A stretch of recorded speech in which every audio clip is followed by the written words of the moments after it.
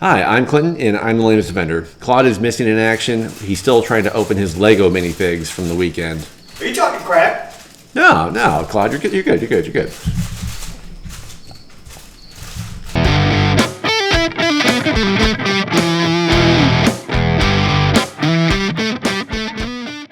Hi, Thanos. We're the lamest offenders. I don't even know who you are. We have a small but dedicated fan base.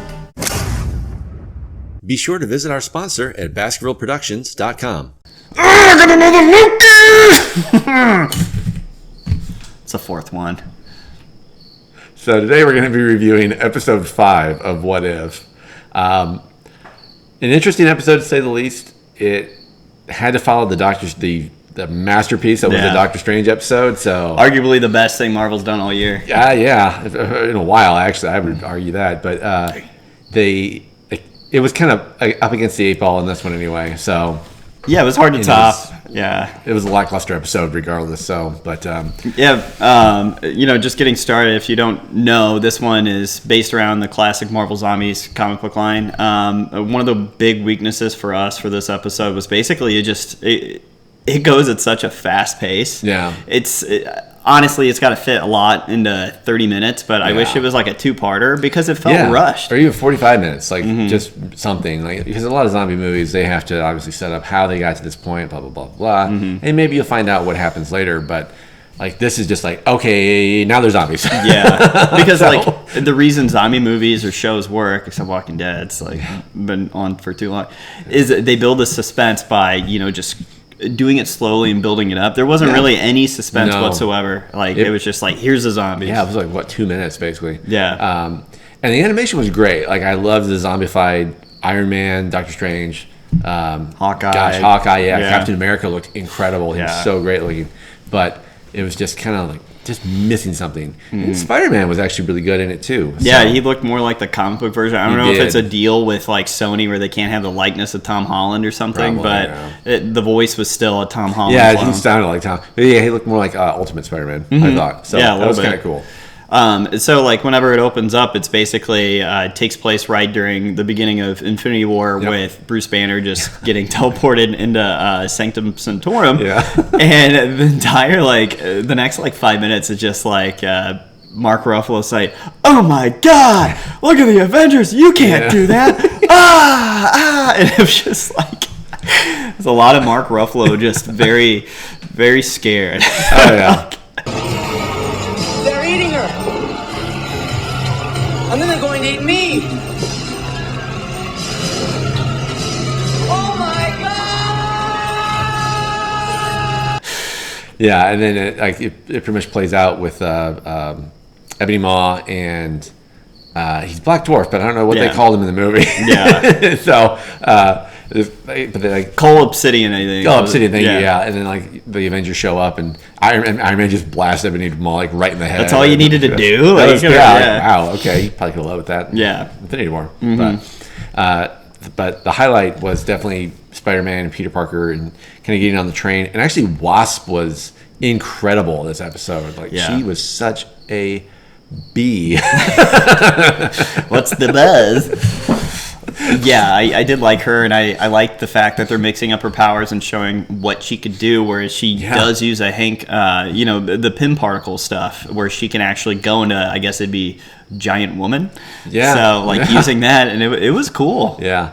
No, it was the way and the why she did it, because I guess the train ran out of fuel, so they're trying to get to basically where Captain America had his basic training, somewhere in New Jersey. Which had actually a great line from Jon Favreau. Hogan. It's the end of the world. It's not as bad, but we still got to go to New Jersey. Something to that effect. I don't know, but it was pretty good. I'm so glad Jon Favreau was in this episode. I know. Yeah, and they also had the Russian guy from Ant-Man. That was what a weird. He's in San Francisco. What's he doing here? Yeah, I guess he's just hanging out. Yeah. So.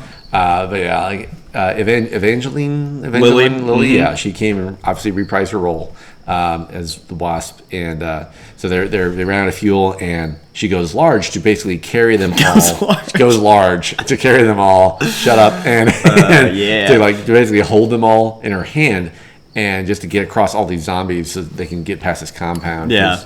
the zombies are not scaling the fence. They're not. There's a big hole in the fence. They're just Yeah. not moving in. So. Yeah, and she already had a cut during the train Yeah. sequence, I guess, because Agent 13. Yeah. It was Yeah. infected, and then she basically just enlarges inside of Agent 13. Which Yeah, is like it was Sharon Carter. metal. Yeah. It was so cool. I was like, all right. Like, And then somehow, I guess, I don't know, like her tooth or something like rubbed against her Probably. skin. So like Yeah. she knew she was, pretty Yeah, much she was screwed. done. And there's a part, I don't know, this is not very mature, but like whenever she goes into the giant woman, she rescues everybody. I'm like, did they have to pick the pose, how she landed? Because she was just spread eagle. Zombies just everywhere. I'm like, I've seen a couple movies that are similar to that. And I was like, all right, whatever. I Yeah. thought this was a Disney It was thing. a family show. All right. Yeah.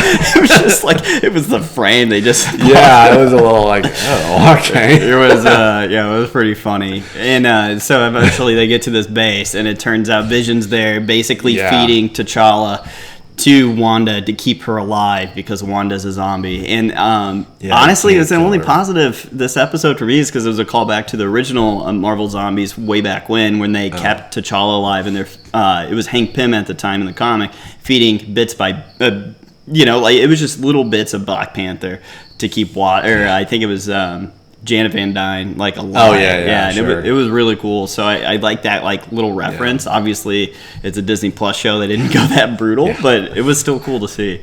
We touched on this earlier. Like visually, it looked awesome. The action was good for what it was, but at the same time, we need substance It's with all that it was, action. yeah. Yeah, I'm like, I need a little bit more plot Yeah. involvement because it was just they're just throwing.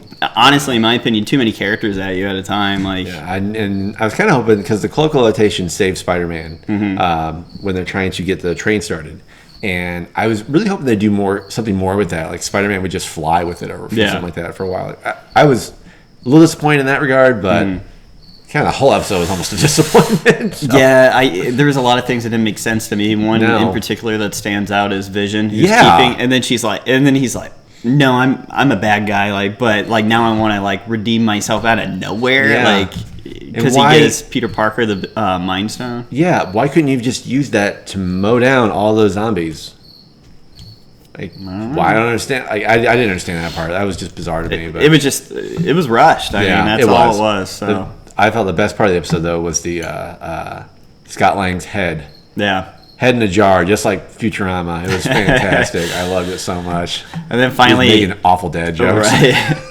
So finally, you had most of the heroes, they were killed, they sacrificed themselves, except Peter Parker, T'Challa, Yeah. and Scott Lang, and they have the Mind Stone. And then it finally ends with them trying to go to Wakanda because they think they have the technology to broadcast the Mind Stone's power. And then it just ends with the zombie Thanos With the gauntlet. Yeah. He has 5 gems. Yeah. It's I don't know if it was why- quite full. I got to he was rewatch. missing that one in the Yeah, middle, so- which I'm assuming is the mind gem. But he had all the others. Yeah. He at least had 4. Yeah. So I was just okay, that's a little extreme. I don't like a zombie with. So I mean, they God. definitely had to tie this in with the other stuff. Yeah, So. that could be actually that could be amazing if they do it right. So ending with the review score, I would say, I mean, I'm ranking this a 6. It just it was too fast. It was cool. If they would have taken their time to match the action with the story, but I know. I wish this was longer. That's my biggest complaint is that I wish this was longer. Just kind of draw things out because Peter Parker's making great zombie movie references the whole time. It was really funny, and I wanted more of that. So, it could have been a really good one, but just kind of just missed. I'm giving it a 6 too. Yeah. So. Well, anyway, that's our review for episode 5 for Marvel's What If. So catch us next week for the next episode. Thanks so much. Stay lame. See ya.